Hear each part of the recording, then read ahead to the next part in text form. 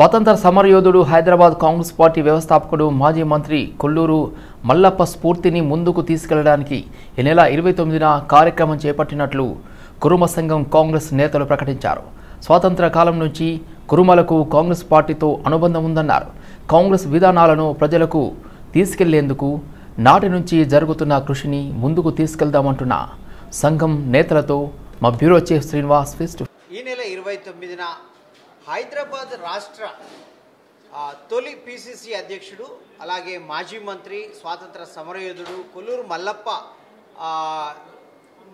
స్ఫూర్తిని అందుకొని ఏదైతే కురుమ నాయకులు ఒక కార్యక్రమాన్ని చేపట్టారు. గాంధీ భవన్లో ఆయన చిత్రపటాన్ని గాంధీ భవన్లో పెట్టడంతో పాటు వారికి రాజకీయంగా సరైన ప్రాధాన్యత కూడా ఇవ్వాలని ఒక డిమాండ్ నాయకుల ముందు పెట్టే అవకాశం ఉన్నట్లు మనకు తెలుస్తూ ఉంది. వారి మాటల్లోనే వాళ్ళ కార్యక్రమ వివరాలు తెలుసుకుందాం. మనతో టీపీసీసీ నాయకుడు కొత్త కురుమ శివకుమార్ ఉన్నారు. శివకుమార్ గారు, ఏంటి 29 నాడు కురుమ సమాజం తరఫున ఏం కార్యక్రమం చేపట్టారు, ఏం చేస్తారు ఆ రోజు? ముందుగా సిటీ విజన్ ఛానల్ వారికి మరి వారి ద్వారా ప్రజానీకానికి తెలంగాణ మరి మా కాంగ్రెస్ పార్టీ మేము ఎప్పటి నుంచో పనిచేస్తూ ఉన్నాం. కాంగ్రెస్ పార్టీలో ఎప్పుడు కూడా మేము గమనించలేదు. కాంగ్రెస్ పార్టీ మా కుర్మ కులాన్ని గుర్తించి రేపు 29 తారీఖు నాడు సుమారు 1000 నుంచి 1500 మందితోనే వచ్చి మరి కాంగ్రెస్ పార్టీ పక్షాన మేము ఉన్నాం. కాంగ్రెస్ మమ్మల్ని ఆశీర్వదించాలని దాంతో ముందుకు వస్తూ ఉన్నాం. అదేవిధంగా మరొక నేత కురుమ సమాజం నుంచి కురుమ సంఘం నుంచి పర్వతాలు ఉన్నారు. చెప్పండి పర్వతాలు గారు, ఈ కార్యక్రమం ఎందుకు చేయాలని మీకు ఆలోచన వచ్చింది? జై కురుమ.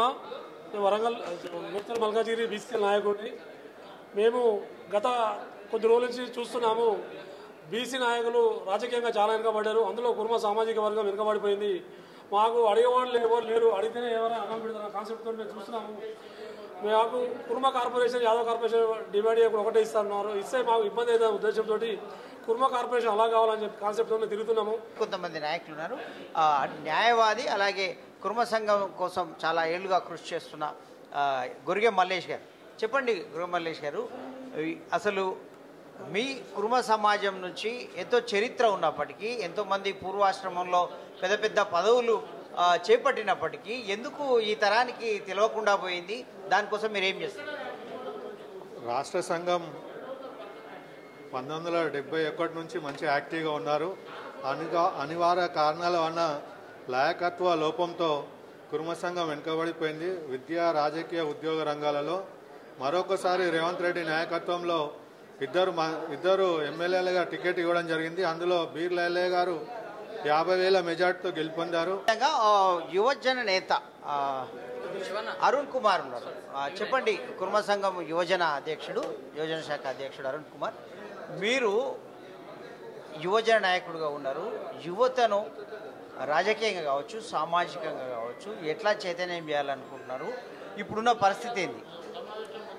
ఈరోజు తెలంగాణ ప్రజల ఆదరణ పొంది రాష్ట్రంలో కాంగ్రెస్ పార్టీ మన రేవంత్ అన్న గారు ముఖ్యమంత్రిగా ఉండి వాళ్ళ మన్నన పొంది రాష్ట్రాన్ని ఈరోజు కాంగ్రెస్ కైవసం చేసుకున్న శుభ తరుణంలో ముఖ్య ఉద్దేశం ఈరోజు పత్రికా సమావేశం పెట్టడం ఏంటంటే, ఈరోజు ఈ గాంధీ భవన్లో మేము ఏర్పాటు చేసుకున్నటువంటి గాంధీ భవన్ మొట్టమొదటి కాంగ్రెస్ పార్టీ వ్యవస్థాపక దినోత్సవంలో ఆ రోజున అధ్యక్షత వహించింది కొల్లూరు మల్లప్ప కురుమ గారు. వారు హయాంలోనే వారి అధ్యక్షతలో ఉన్నప్పుడే ఈ భవనం కూడా నిర్మించబడింది.